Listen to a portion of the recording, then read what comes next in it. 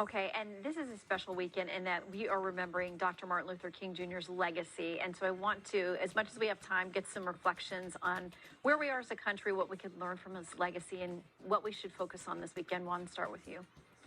Well, to me, we're going through a period in terms of race in American society where we have lots of arguments over identity politics, politically correct speech, changing team names and the like.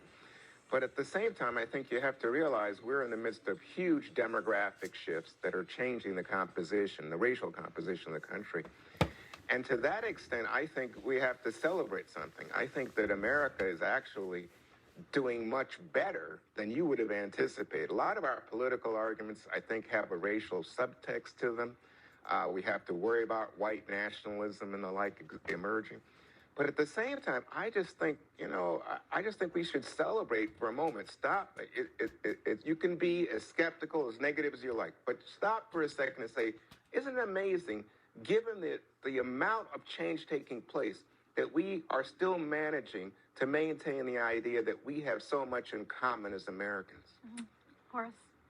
Well, I think Martin Luther King would be extremely excited about what America has accomplished in the name of the vision of equality of Americans. But I think he would also be very disappointed how many people are taking that equality vision as an attack on people. And a new racism is developing in America that needs to be stopped.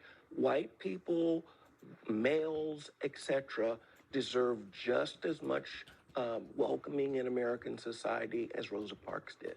Quick thought, Olivia? I think one thought that occurred to me is we are in a pretty divisive time, but the teachings of Martin Luther King have continued to persist and be part of our teachings and preachings of how to protest and how to push back on societal change, and his voice still really resonates today. Okay, close us out. The founders gave us a miraculous gift in this country with the understanding that we had to always strive for a more perfect union. And it's hard to think of one man who did more in his lifetime in pursuit of that goal than Dr. King. Thank you all, panel. Up next.